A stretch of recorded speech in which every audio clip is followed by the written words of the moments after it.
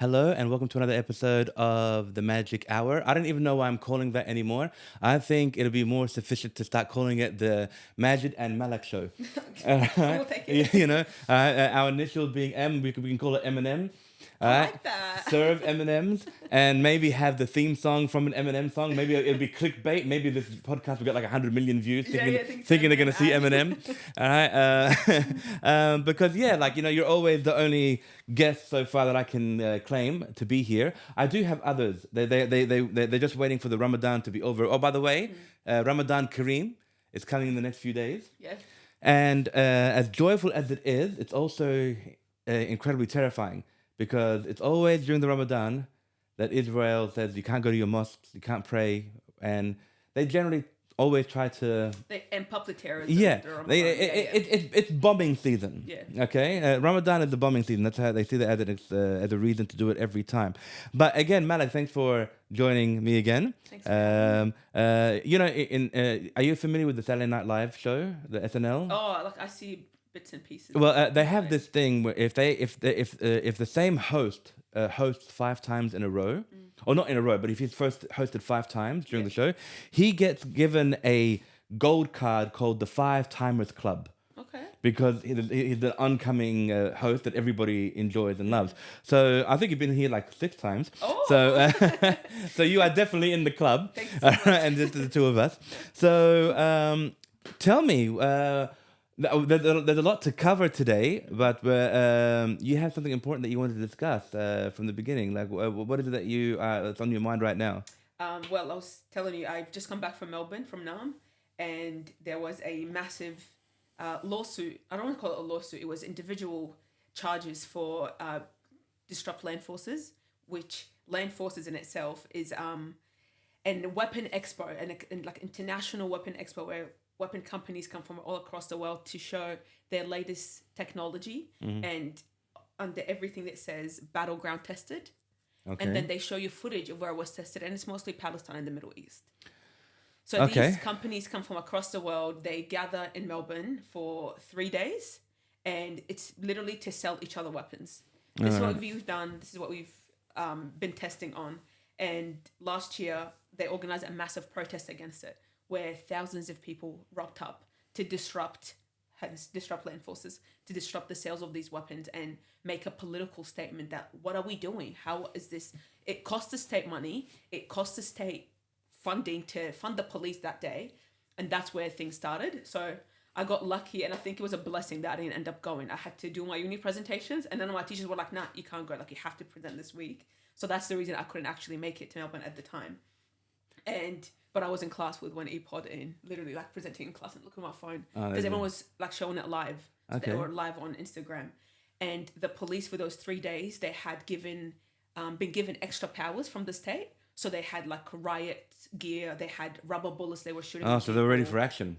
They had police people come from across the country because Victorian police were not ready for that amount of people to go. Okay. So they had literally cops coming from New South Wales, from other states, to do this. And it was an insane scene. There was a bit on fire, people were pushing back and fighting and whatever.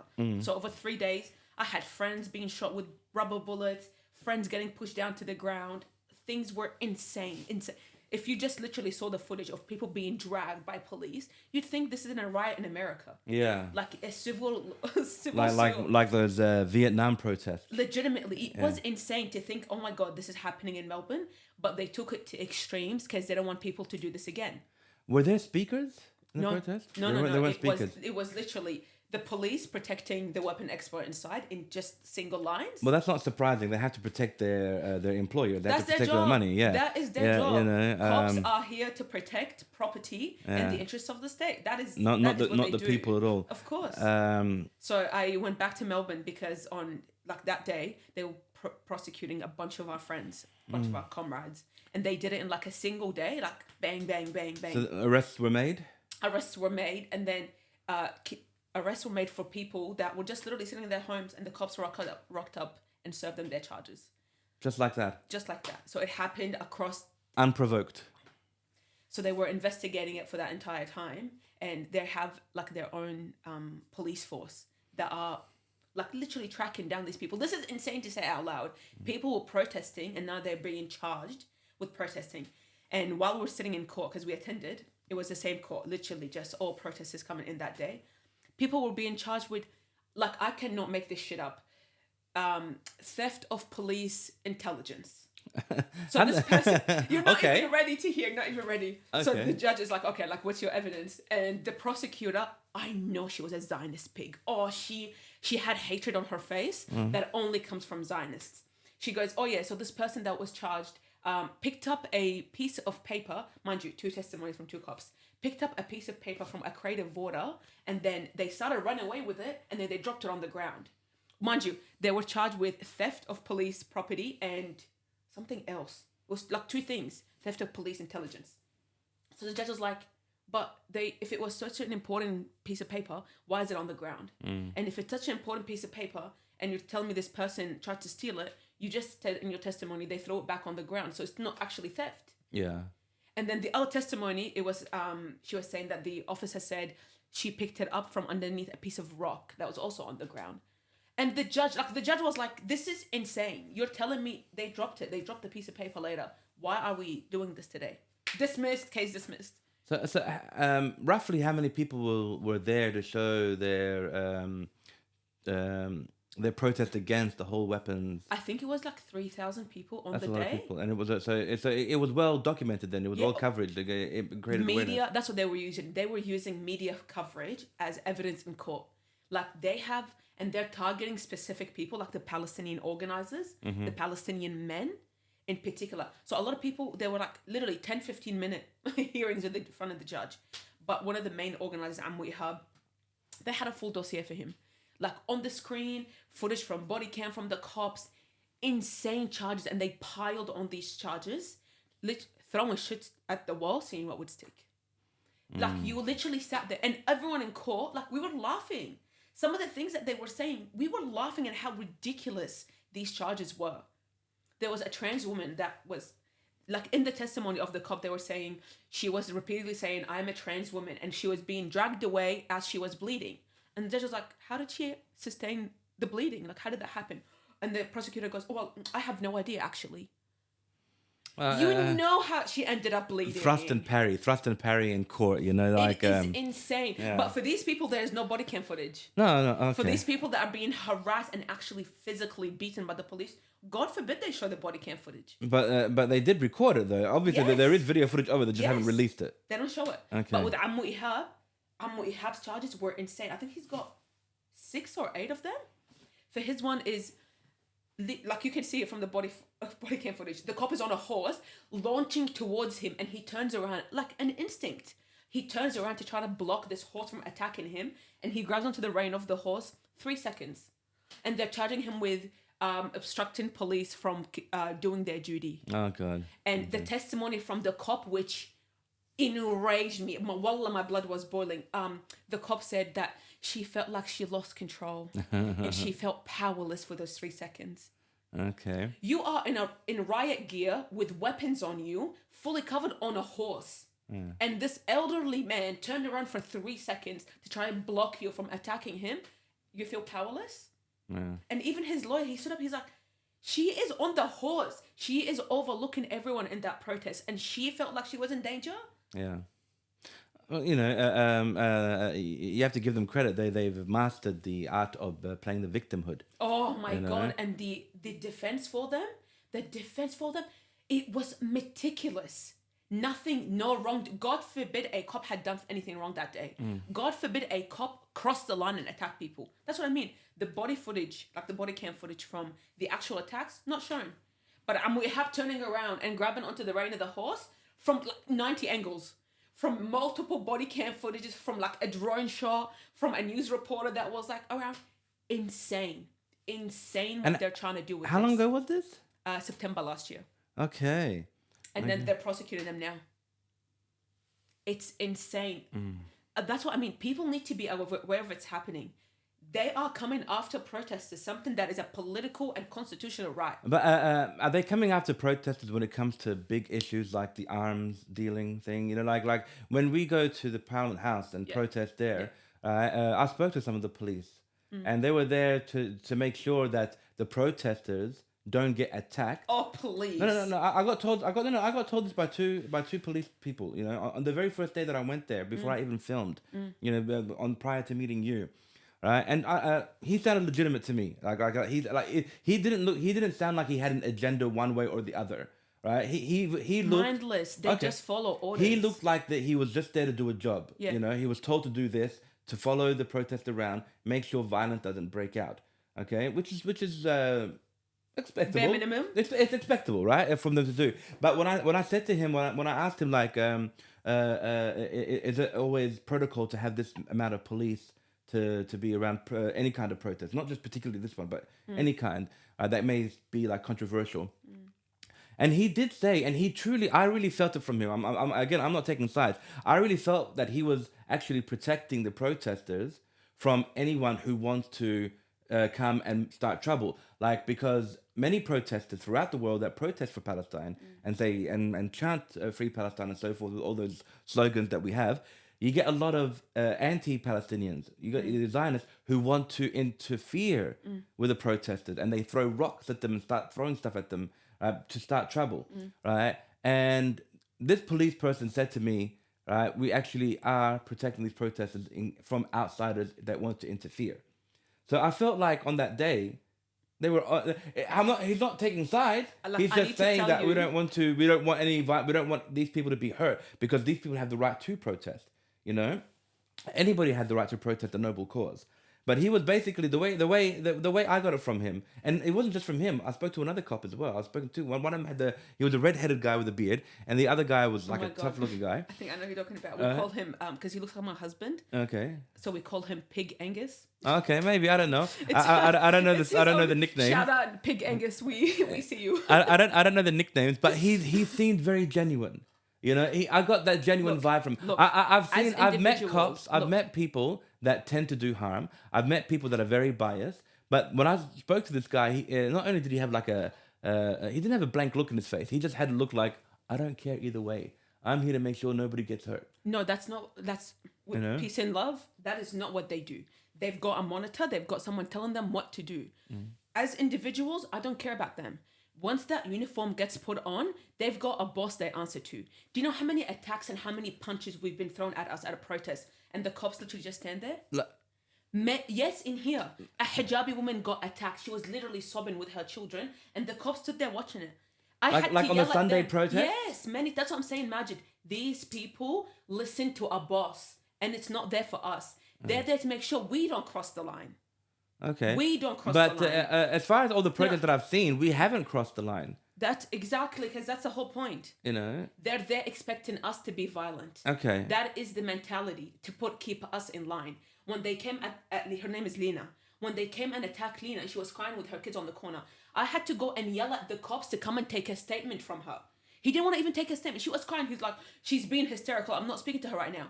I had to yell at this cop to say, take a fucking statement. This is an Islamophobic attack. Take a statement and go after the man.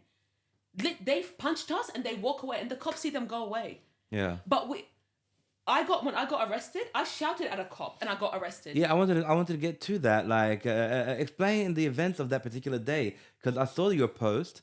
And I thought it was maybe like a joke or something, and then I saw you in the paddy wagon. Is that the term for it? You were in the cop car, like you arrested inside of a cop car, and you had your phone still with you. Yeah, the freaking they allow phones in paddy wagons. I didn't know that. No, these idiots. I was wearing an overalls, and he literally patted me down to see if there's nothing in my pockets, but my phone was in my front pocket. Good place to keep it, yeah. So he had no idea.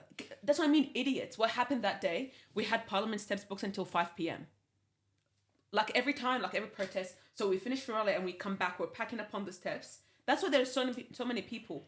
And they come and they're like, we have a move order, move away. I was like, what for? We've got a license to be here. You've been with us this whole time. Why are you guys here now? Not the same cops that marched with us. So this was a different unit that came around. And they're like, nah, you have to move. I was like, give me a reason. Like, what is the reason for us to move away? So we kept mocking them. We literally started doing like a little train, just like singing around as people are packing down. Because it was insane. Like, why are we moving? It's not for no reason. Yeah. I turned around and one of them was like to me, watch your mouth. I said something. He goes to me, watch your mouth. Did you swear? I said the F word. Okay. I said something, but I was like, you can't fucking tell me what to say. He's like, you can't fucking swear, watch your mouth. Okay. And mind you, this is all recorded. And I turned around and I said, all cops are pigs. All cops are pigs. Okay. That's, mind you, it's not illegal to swear at them. But yeah, It's been decriminalized a while, years and years ago, because they used to arrest black people, indigenous people. He swore at me, put him in a truck, death in custody. Yeah, but So they decriminalized that, and I knew it wasn't illegal for me to tell him all cops are pigs because that's who you are. Yeah, of course. No, I know it's not. I know it's not illegal to say, but they obviously they'll use that as a way for feeling provoked. That's what it was. So I turned around. That's why the video starts with me saying, "Let's go get lunch," because I'm done for the day. We're packing down, and they're dragging me away to a paddy wagon. So he pats me down before he puts me in the car, and he goes to me. I was like, "Why are you taking me away?" He goes, "Because you said all cops are pigs." I was like, "Okay." That was your crime. That was my crime. It wasn't. It wasn't a protesting. Charged. It wasn't a protesting thing. You weren't. Nothing. Mind you, this happened in February, and at that point, I've had many threats of them for inciting violence. They've showed up to my house like this. I think they needed this that day because they knew they couldn't provoke me. They couldn't get anything out of me. They couldn't threaten me with anything. So me telling them all cops are pigs. That's why when he put me in the wagon, I was like, I'm fucking fine. What are you gonna do to me? So as I'm being taken away, another friend of mine is filming the whole thing going down, and she goes to them, "That's not fair. You can't do this." They're like, "All right, you too." Okay, but how long were you detained? 2 hours. So It was so silly. It was so stupid. By the time we went to the watch house, their captain was like, "Why are they here?" And he's like, "Oh, she said all cops are pigs," and that one said, "That's not fair." And their captain rolled his eyes and walked away. Like, bring me a real crime, bring me real criminals. Legitimately. Yeah. So I get to the front and he goes to me, "Do you know why you're here today?" I was like, "Actually, no, I don't know why I'm here today." Mind you, they took our fingerprint and DNA first. And a mugshot. Okay. Mugshot, I don't know. Okay, that's a little extreme. That was insane. I was like, what have I done? What am I actually being charged with? Why am I here? So there was no charge. It was literally to detain me. So you didn't break any laws whatsoever? That's what I mean. So I get to the end, like before they give you my phone and everything back, they're like, "Do you know why you were here today?" I was like, "No, why?" He goes, "Because you said all cops are pigs." I looked at him and I started laughing. I started laughing. Well, all I can say is congratulations, you're an Arab. We get the black treatment in this country. It was me and an Lebanese girl. So it was literally both Arabs that they picked up. Yeah. And then next rally, next weekend, that's what I'm saying. They were onto something that day. Their marshal comes to me, the police liaison, and he goes to me, "By the way, just to let you know, you only get one cautionary arrest like that one. Next time, it will be a charge." One time when I went to one of your protests, I saw two policemen talking to an Aussie guy, and he was obviously on drugs. He looked like they tethered clothes. He looked like he was hysterical, right? And he was swearing at the police. He was like, "Get off me, you fucking cunts!" Like that kind of thing. He was swearing at them, and the police did nothing to this guy. I mean, they spoke to him. They made sure that he wouldn't run away or make any disturbance, right? But with the amount of verbal abuse. Right, even pushing. He was even pushing them because they were getting up to him. "Stay away from me." He actually pushed one of them. They did not detain him. They did not put cuffs on him. They did not take him. And this is a guy who's mentally mentally ill. Oh, not mentally ill, but unstable. Yeah. Mentally unstable. That's the word I was looking for. Right, he looked like he was unstable. He looked like one person. If you push him, he will be violent. And maybe it's because he was white. I don't know. But they didn't take him. They didn't do anything. You said all cops are pigs, and bingo, you get taken. You weren't on drugs. You weren't hysterical. You weren't being violent. You weren't being violent at all. Right? And you weren't pushing them to be violent towards you. And they still somehow took an Arab woman for standing her ground, and her friend who said that was unfair behavior, unfair treatment, where people like this get to say whatever the hell they want, even shove a cop. And they are arrested in two different ways. It was literally a display for everyone that was watching. We will shove one in the back, and the other one, like they handcuffed her in front of everyone and put her in the back seat. You know who I don't understand why they didn't get arrested? Let's get down to the business here.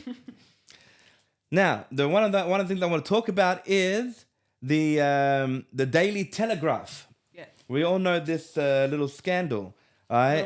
A sting gone wrong. A person who was wearing a Star of David hat walked into an Egyptian restaurant. He entered the Arab restaurant, and this was in Sydney. All right? And his intent was to create a disturbance. His intent was to see how the owner and the workers of this particular Egyptian restaurant were going to react to be serving a Jewish customer. Yeah, provocation. Now, the Jewish customer went to the counter, spoke to the server, and he asked her, "Do you have a problem with me because I'm Jewish?" Now, if it wasn't for the Star of David hat, nobody would think if this person's Jewish or Christian or whatever. But he wore the Star of David hat. That's like me wearing a Lebanese hat or whatever. Yeah, or yeah. I'm Lebanese, or I'm proud, or I'm free Palestine, whatever. And I walk up and I walk up to a white person or a Jewish person and say, "Do you have a problem with me wearing these clothes that I'm Lebanese or I'm Arab or I'm a Muslim? Do you have a problem?" No, Yeah. Now, obviously, he was probably wishing to get his ass kicked. He was probably wishing for a beating, some kind of violent outrage. Like They're sadistic. All right. Now, little did they know, all right, that the staff, when the staff replied, "Excuse me, but you are intimidating me. I feel unsafe around you."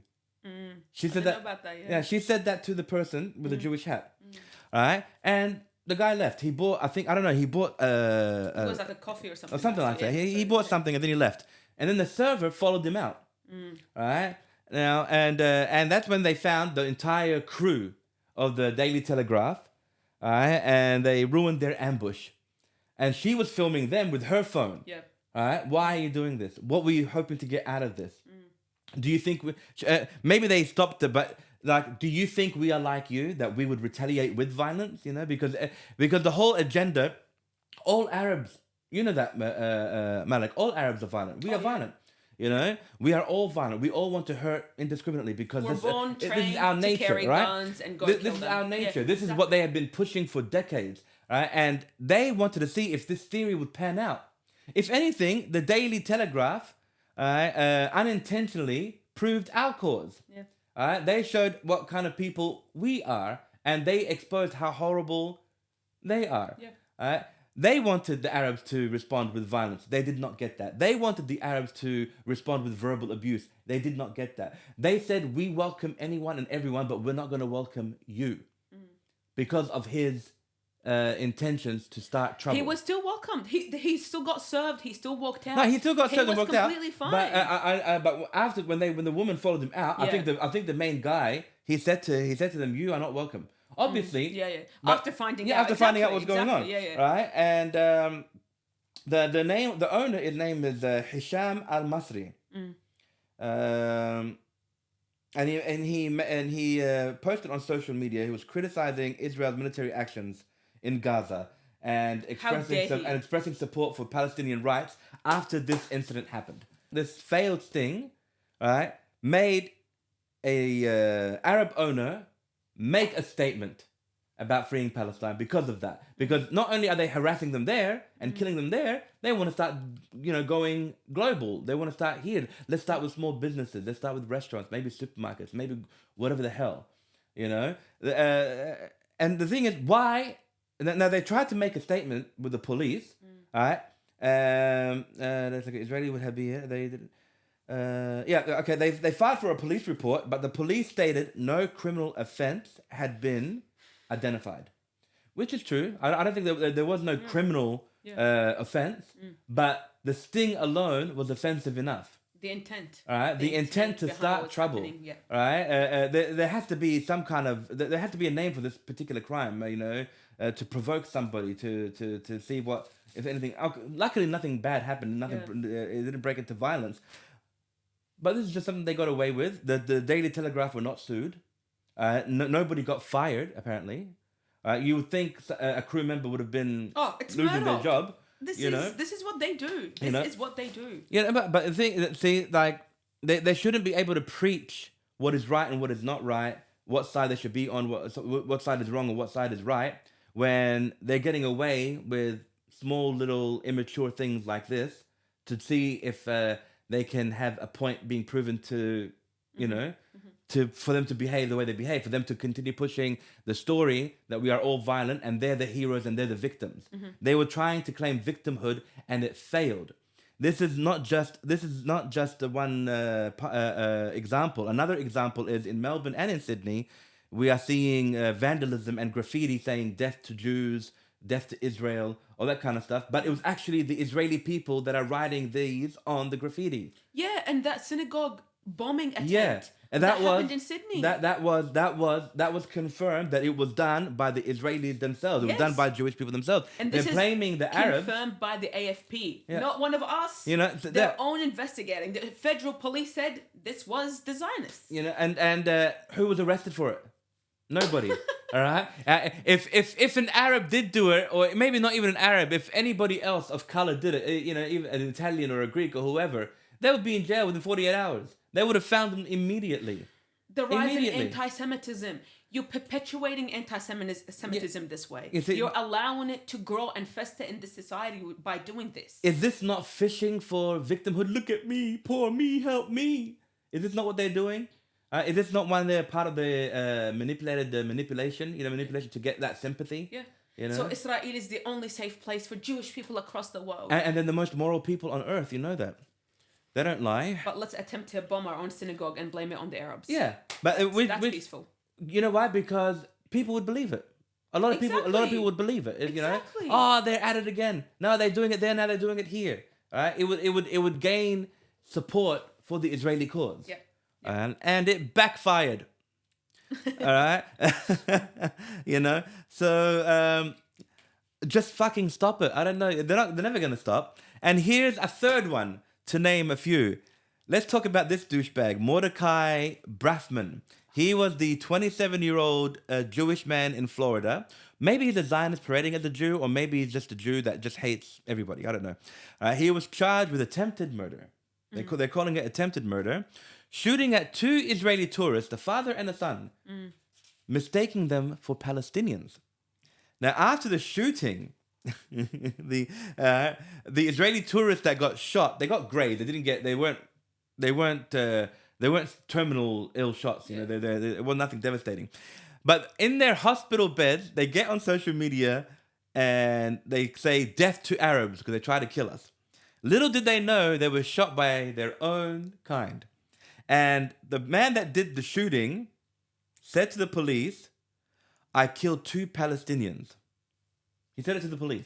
Like, as if I just did you a favor. I killed 2 Palestinians. Mm-hmm.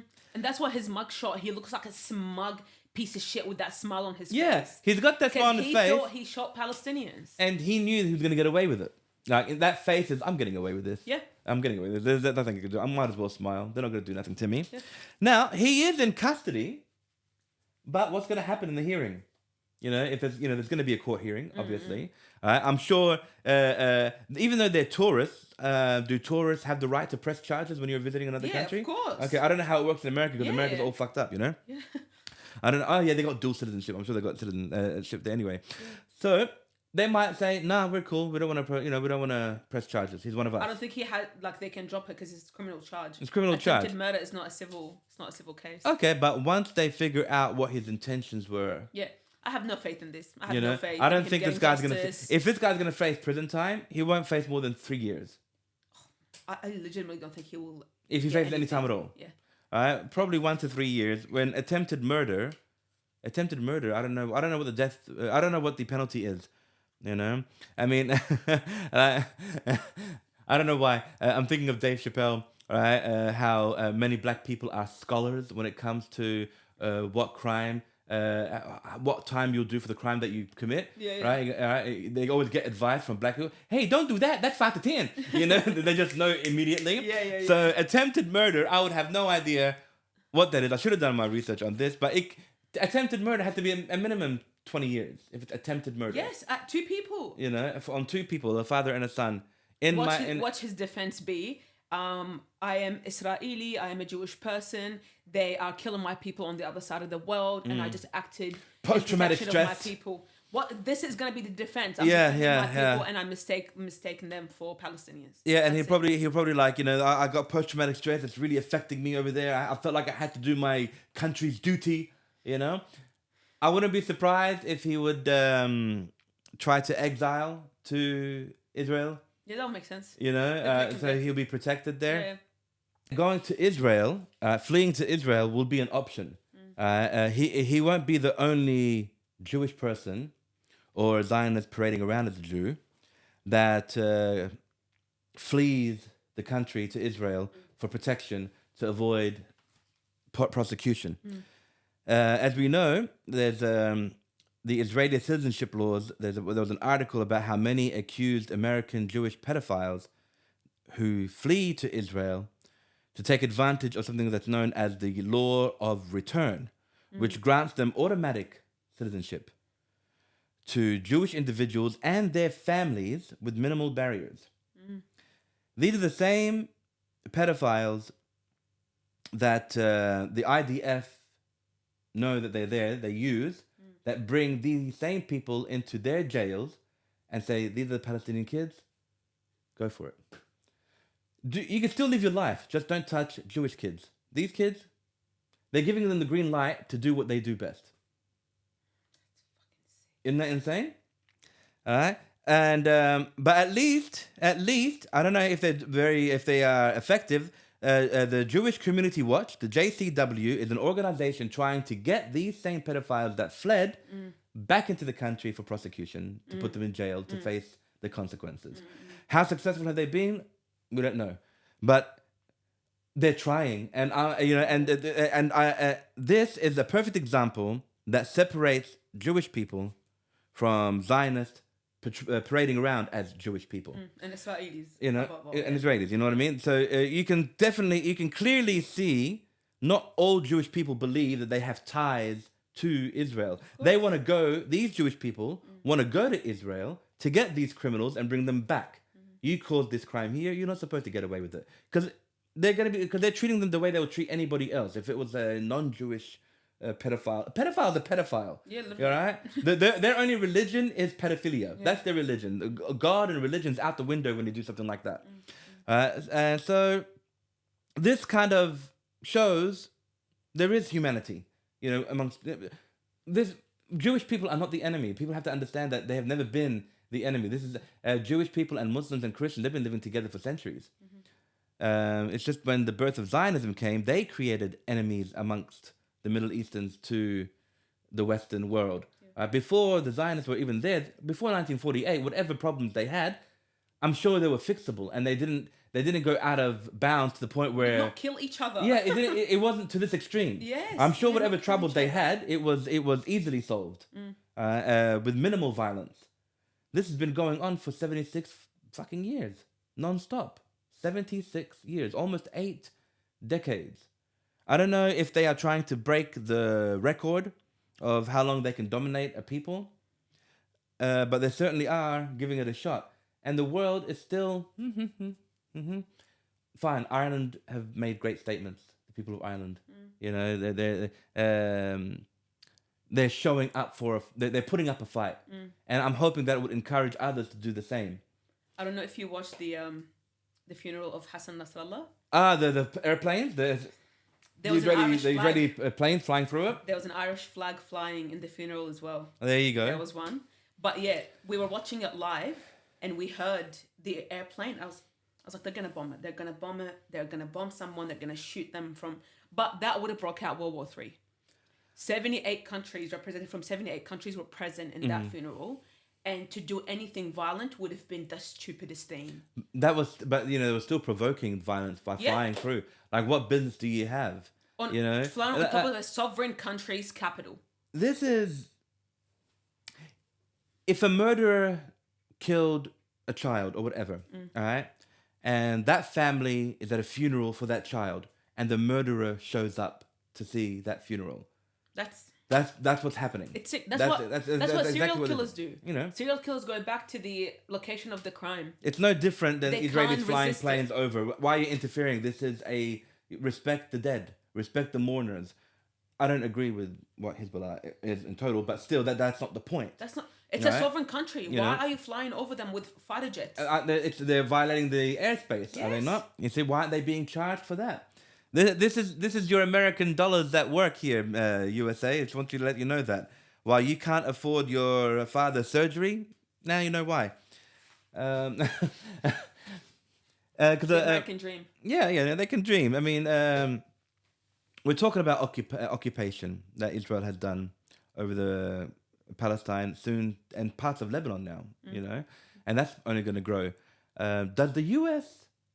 realize that their government has been infiltrated, has been occupied? Do you think they have any sense or any clue? Yeah. The MAGA crowd, it's clicking finally. Do you reckon? I'm watching interviews. I'm watching them have mental breakdowns on TV and on the internet. Like, Musk is our actual president. Musk, he fired like 10,000 people from the FBI. Okay. He is just, who are you? You are a foreign citizen. Why are you like this with Trump? Oh yeah, the video, did you see? I saw one video of saying this is the only time I ever said to a person, this is the first time I ever said to a white person, go the fuck back to Africa. No, literally. That's literally. I've seen that. Trump is talking about illegal aliens. Buddy, you have one in your government. A non-elected billionaire sitting here making decisions. He's not a citizenship of the US? Elon Musk is not a US citizen? He must be.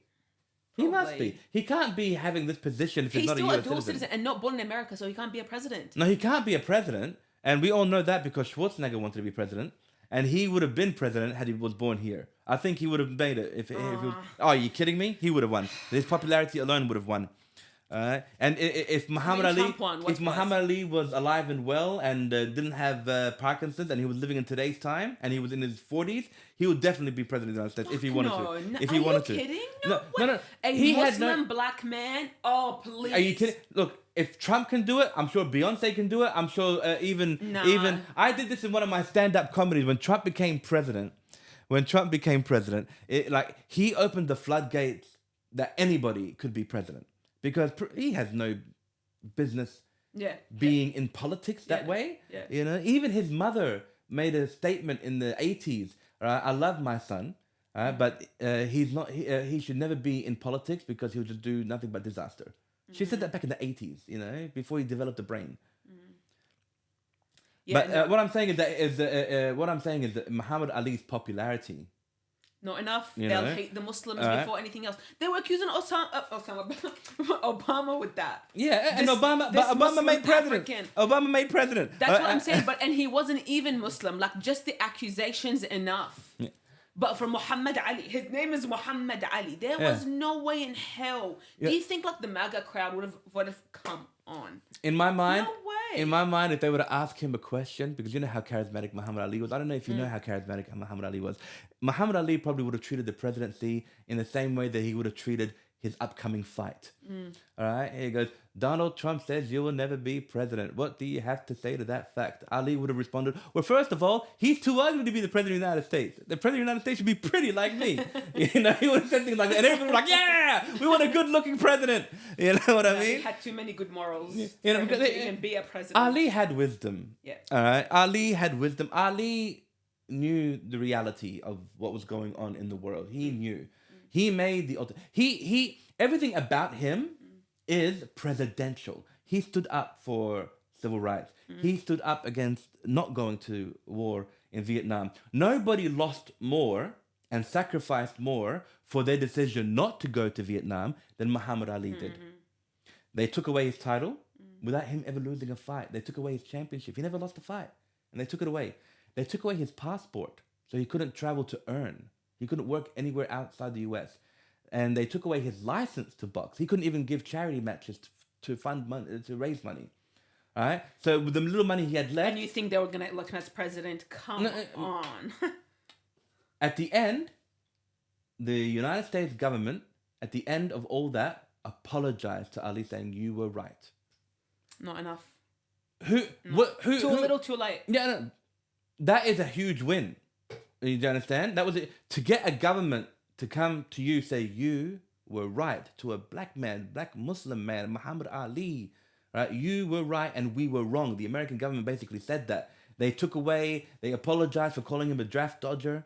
They apologized for taking away his license. They apologized for taking away his prime years. We would have seen something amazing in boxing in those 3.5 years that he was gone. We would have seen something amazing, They didn't just rob him, they robbed us of him, which was horrible.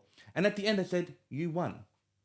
But he lost so much, and he was broke. He was broke and for 3.5 that years. is the price of standing on business and staying true to what you believe in. They made him an ambassador. Do you know that? They made him an ambassador for the US. When he went to Iraq, Saddam Hussein were holding American hostages back in the 80s. Right? And USA couldn't get them back. They sent Muhammad Ali because Saddam Hussein is a big fan of Muhammad Ali. Alright? They sent Muhammad Ali. Propaganda Okay, no. They sent Muhammad Ali. Muhammad Ali spoke with Saddam Hussein. Right? And he goes, and they said to him, for you, I'm not doing this for America. I'm doing this for you. Ali came back with the hostages. Could Trump do that? Could Biden do that?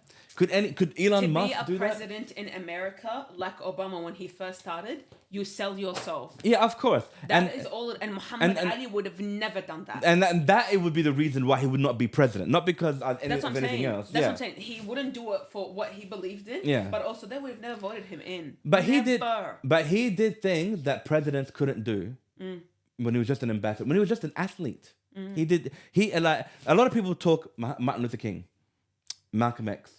You know, this Baldwin guy, and they've done a lot for black people, but none of them were as influential as Muhammad Ali. Oh no, come on, that's an unfair statement. No, Muhammad Ali, because he was global. Muhammad Ali was on a global basis. Malcolm X and Martin Luther King, they were more American based. No, Malcolm became very global. But he became global after his visit to Mecca. He became global after that. Yeah, of course. He couldn't leave the country. No, but he wasn't global on his rise. You know. Yeah. Muhammad Ali was known just as a boxer. When he became champion, the whole world knew him. Because sports is an international thing. Civil rights it's a great medium. Not that popular. It's a great. But the thing is, he was the man of sports. He was the hero. He was a champion, and he had Malcolm X in his the left jab, and he had Martin Luther King as the right. Do you understand? He brought that with him, and he was carrying a whole country of black people with him. And he wasn't just black people in America. He was fighting for black people in Africa. He was fighting for black people everywhere. He was fighting for people everywhere. And at the end, I'm just fighting for everyone now. Yeah. You know, it's not about black and white. It's about peace and equality for everyone. Doesn't matter who you are or what religion.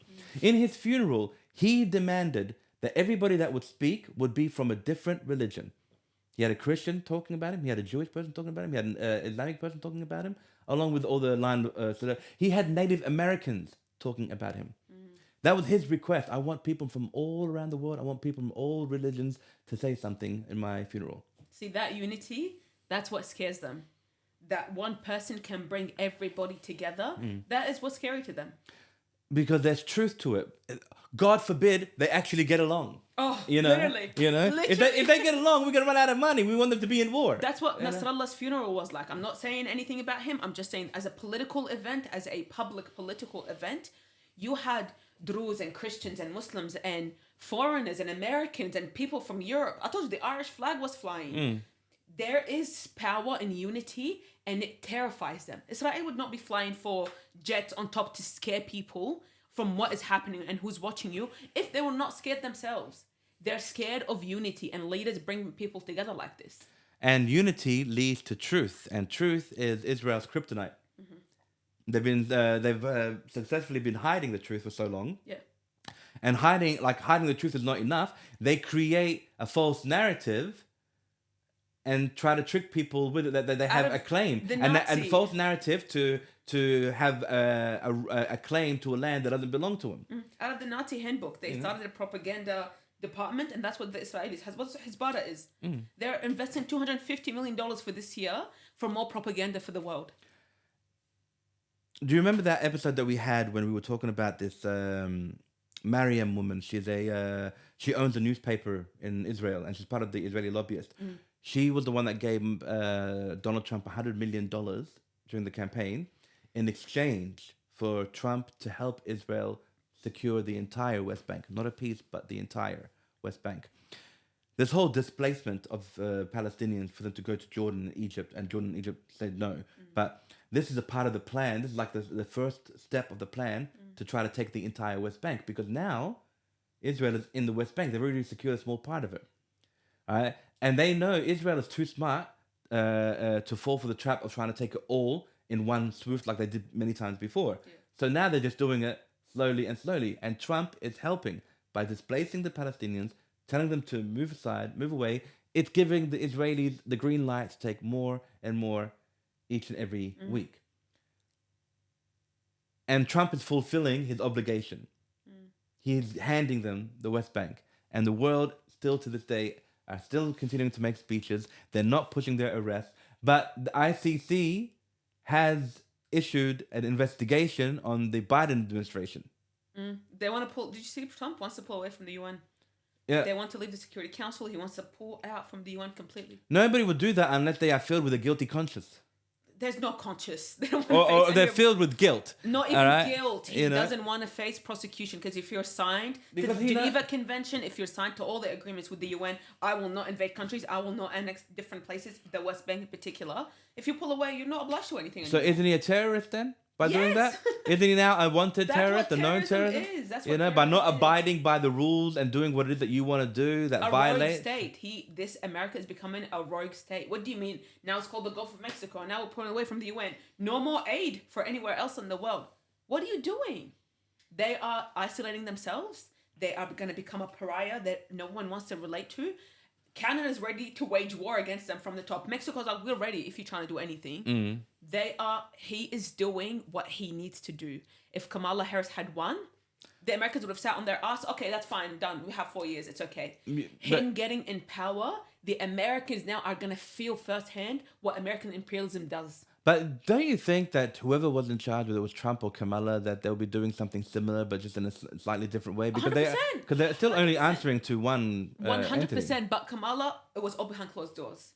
Trump in his first speech, he's just rubbing it in the face. Yeah. Literally, like, we're taking Gaza, we're kicking them all out. Yeah. Abdullah, come see me. Sisi, come see me. There's no hiding. He yaps, and that is the best thing that the Americans. That's what I'm telling you. MAGA is turning on them like, oh my God, we thought you were anti-war. What do you mean you want to deploy American soldiers to the West Bank? Yeah, because what do you mean you want to deploy American soldiers to the borders? His first term, he was completely against war. He didn't go to war, but war did not happen under his first term. There was no war. It's all cooking. It's all in the background. What was happening in the West Bank in 2016? That was insane. Yeah, but that always happens, no matter who's president or what's regarded. Exactly. That never changes. He hasn't started anything. It was but just happening in the background. He didn't deploy troops. He didn't. I mean, of course, the funding of Israel will go every year. That just goes without saying. That's just part of the handbook. Yeah. That needs to be done. You have to sign for it. It needs to be done. And this time wasn't him. This was the October 7th attacks. That's all this was. My question is, why... I don't even know if you have the answer to this. I don't know if anybody has the answer to this, but this is just an opinionated answer. Why do you think the ICC has not been successful in apprehending Netanyahu and everyone else that was involved for this genocide? Why haven't they apprehended anybody or arrested anybody? Because you need a country to arrest him. He needs to land in... They don't have just random police officers that will go and arrest him from their own countries. You need other country to support the arrest of this person. They do. Don't they have 109 countries in support? Yeah. What are they doing about it? Well, they have the. They can't just wait for him to land there and take him. If that's the only option, then what's the point of issuing a warrant to begin with? Because Brazil said we'll arrest him. Russia said we'll arrest him if he comes. If you can't, every Arab country said we'll arrest him if he comes. He can go to Dubai and Bahrain. Nothing will happen to him there. Because the allies, these are his allies. That's what I'm saying. That's why how many times he's been in America now? 3-4 times now. Yeah. So they can't do anything, and the US is obliged to follow the arrest warrant. And because they are not, if they fulfill it, they have to arrest Trump. They have to arrest Biden. They have to. Okay. Arrest Harris. So be it. Okay. If you want to make an omelet, you got to crack some eggs. Right. What I'm saying is if America is refusing to apprehend him, and they had dozens of opportunities to do so, does this not make them complicit? 100%. Can there not be an separate issue, a warrant? Can't they issue another warrant for obstruction of justice or aiding and abetting a wanted criminal, a wanted fugitive? You need to understand what the UN is. The UN is an arm of the American government that is there to suppress African and Arab countries. They've said this out loud.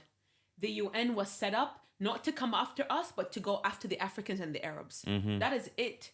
So they want to feel like they're immune to what... Yes, and hence why all the vetoes, 76 vetoes to prevent Israel from anything. They've shielded Israel from anything from the Security Council.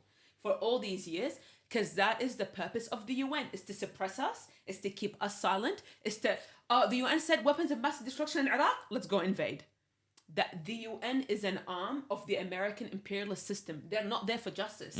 But the UN disagreed with America when they and what did they do about it? Where's Bush? Where's the president? For Bush and his entire government, nothing. The UN is literally a puppet for America. I wouldn't say puppet. Not only are they a puppet, they are just powerless to fight them as well. A puppet. No, they are a puppet. The aid comes from America. The power and influence comes from America. All the judges bow down to America.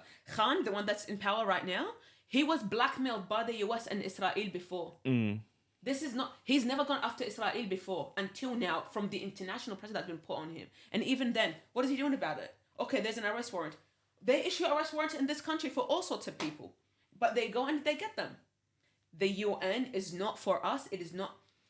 Let me tell you the story. When we were at camp, at the Gaza encampment here for Adelaide Uni, we had a PhD professor come down, and her PhD 7-year project was about how NGOs, including the UN, are there to suppress us from liberating ourselves.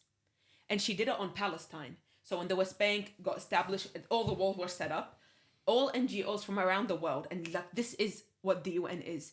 They go into there and they say, oh, you know what? You're displaced, you don't have a home, we'll give you a job. So they started all these little organizations, Amnesty International, the UN, all the above, Red Cross. They set them all up and they start paying people money. Do this project, do that project. See, we're giving you opportunities, we're giving you life. With this, they're controlling them. They're not focusing on liberation and organizing anymore. They're focusing on surviving. When the UN is allowing America to invade a country for 11 years, we were slaughtered. 2 million Iraqis gone under America for 11 years. What did the UN do? They sat on their asses and they watched.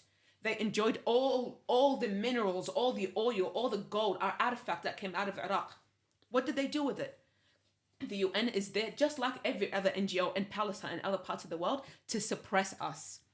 And you think it's still happening until this day? Until this day. The day we went to Turkey to get our refugee status from the UN, I stepped onto a little black spot. It was a little window where the UN agent is sitting behind, and he stepped on a black spot and it smelled like char. And we asked him what happened. The day before, there was an Afghan refugee that lit himself on fire because they were about to send him back to Afghanistan. He killed himself because the UN were not willing to help. And we were told the UN will save you, the UN will take you out. They sent us to South Australia. We had no idea we were coming. We didn't know what Adelaide was. Literally at the airport, gave you a ticket, you should get shipped on a plane. And we found out when we got here, the plane ride, the 5 days that we spent in Istanbul with them, all of that gets sent as a bill for the Iraqi government. Wow. Pay for them. The UN is not a friend. The UN is not there for us. It is meant to displace us around the world. Because in this country, when they gave my dad our visas for Australia, the ambassador shook his hand and he said, 3 young girls, excellent investment for our economy. Okay, well, if the UN is like what you say, which most likely it is, then why is Trump pulling out? Because international pressure. But if America, if UN is there to do to cater only to American and Israeli needs at their will each time, then he should feel no threat or anything to ever pull out. For the first time in how many years it's been established, the UN? So 1948? Yeah, around that time, 1945. They've never had pressure on them. They've been safe and America's secure. starting to feel the pressure? America started to feel the pressure because of all the countries uniting. The South African lawsuit against Israel, that's the first time anything has been brought up against them on a public stage like this. Yeah, it's still ineffective at this point, but it has reached headlines. Pressure. And that's why Khan took out this entire, the arrest warrants against Netanyahu. There is massive international pressure because in their own countries, their own populations are turning against them, saying, what are you doing? Take them to the UN. Take them to a high court. I remember seeing a headline of the Saudi prince or king and shaking hands with Putin. The Saudi prince, he doesn't shake hands with many people, but he shook hands with Putin like a gangster type of handshake. And headlines were reading that America is freaked out, or this is creating panic in the U.S. to see these two together, like they're making alliances, or they're making whatever differences these countries were having had each other in the past. They put it all behind them. No, not behind them. But Saudi's number one goal is to stay rich and powerful in the Middle East. That is it. He shook hands with Jared Kushner, with Trump. He shakes hands with everything. Now they're fine with Iran. Saudi above everything. They're there for power and influence, and that's it. That's why all the sport washing. There's an excellent documentary on Al Jazeera about sports washing from Saudi to regain influence in the world. They're trying to rewash their image to rebrand as the cool hipster guys. But the Live Golf, that tournament, that's Saudi. All the millions of dollars they're pouring across the world on all these tournaments. Then why? Sorry to interrupt, but then why are the Americans panicking? Because this has never happened before. This has never happened before. Because they're feeling threatened now. No one has turned exactly this unity. Separate countries like Brazil and these South American countries coming together. All these European countries coming together, the Middle East coming together against America. This has never happened before. Because America works so hard into creating conflict amongst these countries. Yes, and imperialism. And they've had their claws on everyone. As long as they're fighting each other, they're there to pick up the pieces. Correct. And this is October 7th, freed all of us. Yeah. All of us. Because we see the hypocrisy now. Thank you, Israel, for causing October 7th, even though they try to blame that on Hamas as well. The Bibas family. What am I hearing about this Bibas family? Have you heard of this? Three or four of these Israeli people died, and Netanyahu murdered by Israeli rockets. Netanyahu was at a press conference. He was holding the picture of these dead people, and he was saying how this was the cause of Hamas, and the people that were there were interrupting his speech, saying, "You killed them. You did not care about them to kill them. You did not care about them to get them back. Your ongoing war with these people, your ongoing genocide. You are the one that murdered them." It backfired on Netanyahu himself. That blew me away. And of course, he just stood there with that demonic smile, the devilish look, and like he just shrugged it off. But it was in front of the world to see that their own Israeli people said, "You killed them. Jewish Americans, you killed them." The family said, "You're not allowed to come to the funeral." Yes, the family said you can't. And the family said it wasn't Hamas, it was you. It was Israel. Yes, because the dad is alive. The husband was alive and he was sent back in a hostage deal. So he saw his family get killed. Like, the dad is alive. You killed his wife and kids. How are you going to blame this on Hamas now? They cannot. Okay, so they were admitted that it wasn't Hamas. The people know. And if that wasn't enough to anger Israel and piss them off, that iconic picture of the Israeli hostage who was kissing the forehead of one of the Hamas members. I don't know if he was a leader or was just a member of Hamas, but that iconic picture. A lot of people saying, Hamas made him kiss him. I was reading comments on on trend on trends and Instagram threads, and Instagram. He's obviously in fear for his life. And dude, the guy is kissing with a smile on his face, a genuine smile of freedom in his face. You can see there was a relationship. How many Israeli hostages, did we hear them say when they were released? They let us pray. They fed us well. We had conversations. Whenever we wanted to go to the bathroom, they would take us. Right? They weren't hostile to us at all. They didn't hit us. They didn't torture us. They didn't deprive us of anything. The woman said they did not even touch us. They would either touch us with a kafir between them.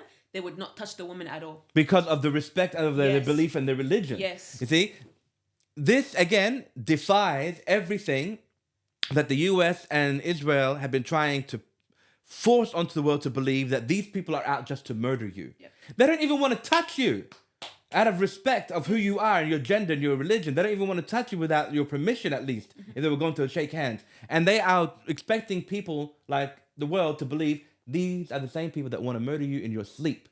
That doesn't sound like that, now does it? Let's talk about the stages when handing back the hostages. That's the reason why Netanyahu has stopped the deal right now. Yeah, because he said they're using it as propaganda and a show off to the world. Do the same, but you can't do the same with the Palestinian hostages that you're letting out, because you're breaking their bones, you're torturing them, they're all living with diseases. Of course, you don't want to. They don't look like anything when they come out. When they don't look the way they were taken. When they come out, they don't look anything like they were taken. There was a guy. It looked like he went through a lifetime of chemotherapy. He was bald. He was deteriorated. He was wrinkled. He looked like It looked like he aged 50 years in a week. He looked horrible. And their hostages come out, and this is what. Some people say it's Stockholm syndrome. They're upset. Okay, what about the guys? I saw Hassan Abi was saying, he goes, when the Israeli hostage kissed the Hamas forehead, he's like, now they're going to say Hamas is doing LGBTQ propaganda. Probably. They're doing gay propaganda. Look at them now. Like, and that boy, that guy, Omar something, his name, we were in Randomore on Sunday just before the rally, and we walked past the Zionists with all the photos of the hostages up. And we pulled out the photo. We're like, where's Omar on these photos? Look at him kissing the forehead. And they said the same thing. One lady was literally like twitching in rage. She's like, he had to do it. He had to kiss him to get his freedom. I was like, he's already free. Was it already free? It was in front of photographers. Literally, the Red Cross van was right there, but he turned around and he said thank you to them. Yeah. And then they showed videos. They released videos before he was let out onto the stage. They took him to a little area where there was old olive trees, and he looked around. He's like, I don't know why my Moroccan and Turkish family ended up here. I'm not from this land. And he looks at this burnt down olive tree. He's like, this tree is older than the state of Israel. And why did they cut it down? Yeah. Why are they burning these places History, landmarks. They're erasing it. These hostages that got taken were taken by the Palestinians, and they were shown the truth. And now they're being put back in Israeli society. Like, that's the mentality. They were shown the truth. Their eyes were open. They've never had any contact with Palestinians. They don't see them on TV. There was an Israeli journalist that said this is the first time that Israelis are glued to the TV watching the hostage exchanges. They've never seen humanity from the Palestinians like this because they never get shown it. No, we are animals. We are beasts. We are rapists. They conceal the truth from their own people, because if once their own people realize what's going on, Israel's in trouble, because they will fight back. They will fight back. Turn on the government. And slowly and by little, but many of them are just determined to be pricks, assholes. They are determined to be in denial. Yeah. You know, it's like if you're a murderer and you killed 3 people, you're gonna go to jail. You know you're gonna go to jail. So why stop? You might as well continue to murder. You know, nothing's gonna change. All right. What happens to any soldier? You know, nothing's going to change. For all the crimes they've done. Right? Nothing. So they might as well continue to commit it, because nothing's going to change. Yeah. If they are going to be in trouble and they are going to face the consequences, they're not going to stop and say, okay, I'm sorry, I repent, I'm going to turn myself in for a lesser sentence. They said, fuck it. I'm already in trouble. If they're going to get me, I might as well murder. Now, here's the mentality that's different between the moral army, which is Israel. They're not moral at all, compared to Hamas, who looked more than moral to me. They look more than fair. They're a diplomatic army who will fight when needed to fight, not because they just can. Yeah. IDF hate Palestinians so much, they hate them to the point where I hate you so much that I want to rape you. Do you understand? I hate you so much that I want to physically rape you. If I hated a person, I would never say, I hate you so much, don't fall asleep tonight because I hate you so much, I'm going to show you how much I hate you by physically touching them and doing something like that. Now, if a Hamas person politely shakes hand or makes minimal contact, if he has to make any contact out of respect, he's doing that. If he hated somebody, he would still maintain that level of respect. He will not say, I hate you so much that I want to penetrate you. The sadistic mind to say, it's okay. We hate them so much. We are allowed to do this to them. Like, if you hate somebody, the last thing you want to do is rape them. Rape is a weapon of war. Rape in this sentence, in this. Yeah, but if you hate somebody, you're disgusted. No. Like if you look, like I've seen enough prison movies to know, like, you know, you got your Aryans, the white supremacists, you got your Nazi type, you got your blacks, you got your Hispanics, and whatever. White people would never. They rape amongst themselves, but they will never rape a person of color. This is not how it works, no. Rape in the context of war. In 1948, they didn't have bombs to drop on the Palestinians to kill them. They went around villages and they raped their women. And they said, go tell the other villages, we're coming. What they did in South America for 600 years of colonization, they didn't have bombs. They raped as a weapon of war. What's happening in Sudan? Rape is a weapon of war. It is not hate and love. It is a form of dominance. And that's what happens in jail. It is a form of dominance. It's just so sadistic. It is sadistic, but it's not a hate and love. It is an aspect of war. Okay, what I'm trying to... Okay, this is... All right. Now, it takes a certain individual to somehow get it in their mind that it's okay to rape. Okay? All right, like, you know, I see somebody, I'm going to do it. They can get they can get aroused to do it. You know what I mean? It gets them excited. Now, if it is a weapon of war, and I'm not disputing it. It's not me, it's history. I'm not disputing you, I'm not disputing history. This is something that is born in you to become. If you're going to be a murderer or a killer, it is something that is within you because, like, if I accidentally shoplifted a chocolate bar, I'd feel guilty. Like, oh shit, I didn't pay for this. Fuck, I'm in trouble. I'll go back. I'll pay for it. I put it in my pocket when I was carrying other things. I'm sorry, I'm here to pay for it. Let me go. Like, it's in your mind when you know the difference between right and wrong. Do they know the difference between right and wrong? Like, would they know the difference between right and wrong and not give a shit? Or they don't know the difference of right or wrong and they just do it anyway? The thing is, how can anybody, let alone an army of people, gather around and go on a massive rape fest like that? It's not an insane thing. That's what I'm saying. It's been done throughout history. It's like, this is normal. Yeah, but... To get an 18-year-old to join the IOF at the age of 18 and be ready to go and kill Palestinians, it took them 17 years prior of conditioning. Yeah. They're monsters. From schools and so forth, yeah. So when you get to 18 and you have no problem going in and raping Palestinians, first of all, I want to say, no one is born bad. No one is born to be a killer or a murderer unless there's something like actually genetically wrong or you predisposed to that. That's a different story. I genuinely, and I think psychology can back me up here, no one is born evil or wanting to rape. When you get to that point, it is conditioning.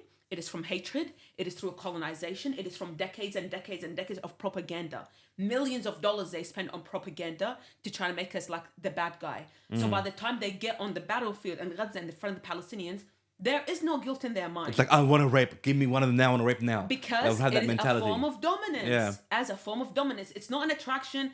It's not about sex. Let's just talk about it. Is not sex. It is a form of, it's a war weapon. We didn't have weapons and bombs for hundreds of thousands of years of colonization, but we had rape.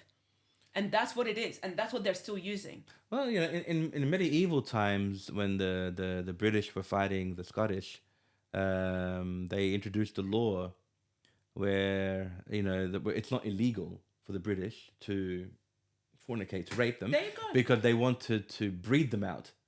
Make them half-breeds or whatever. They didn't want full... That's what they did here in Australia as well. On the missions. Exact same thing. They wanted to breed out the blackness from kids. So rape is a weapon of war. It is nothing to do with how normal people think about sex or any of that. No. It is violent. It is murderous. And it literally gets people... they die. Well, what do you rapists think of this? These regular rapists who are not in wars. I wonder what they have to say about that. None of them are watching. If they're watching, go fucking die. No. At least I get a view. No. But no, yeah, that's just sickening. I can never understand. I understand. Look into it. I understand what you're saying. Yeah. But you know what? I could still never wrap my mind around it. I just can't. We're normal human beings. Look, I understand if you're called to war, you may have to kill somebody or get killed. I can probably deal with that mentality prior to it. If I'm going to take up arms, I know something's going to go down. But just to that, no. I mean, no. Like I'm here to shoot the enemy that's trying to shoot me. That's it. Yeah. I don't want to burn down their villages. I don't want to murder their babies. I don't want to fornicate with their women.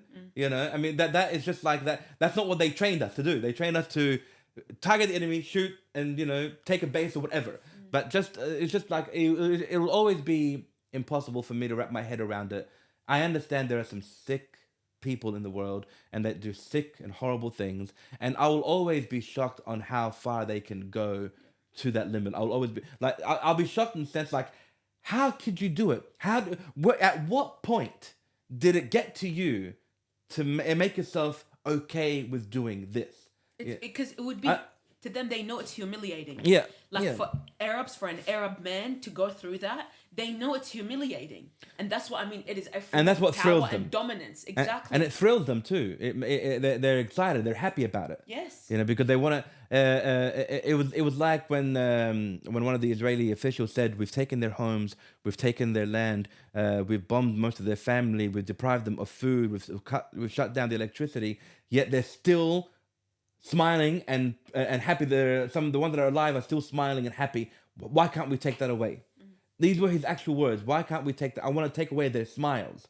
Like murdering them and killing them was not enough. It's like because they get a thrill of that. Yeah. But they are not satisfied because they don't want to see them happy. They don't want to see them smile. They don't want to see them celebrating that they're still alive. And you're talking about kids with missing limbs, and they're obviously they're going through some bad shit. But when they know they're alive, and one girl got given a piece of bread, and her face lit up like a kid was given a Nintendo. You know, like, oh, she's just so happy with joy. And this is hurting them somehow. It's just it's beyond sadistic. That's what the leaflet that they dropped recently, telling them the world forgot about you. Yeah. All of you in Gaza, no one cares about you. Yeah. They know they're trying to play the mental They're trying to break games that. now. They want to remove that smile. They want to remove that hope.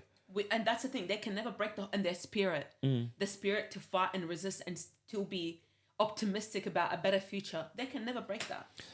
And they never will. That's for damn sure. And we're going to have to end it here. Thank you. And then thanks so much for being part of the Magic and Melak podcast. Thanks. I think that's what I'm going to call it. I'm going to start putting your face on my intros now. But yes, the one thing that nobody can break are the spirits of people. Even the great Nelson Mandela once said, South Africans are never truly free unless the Palestinians are free. And amen to that thought. Hope you join me on the next episode. Most likely with Melak again, if anybody else is not as brave as her to be on there. But until then, thanks for watching and see you next time.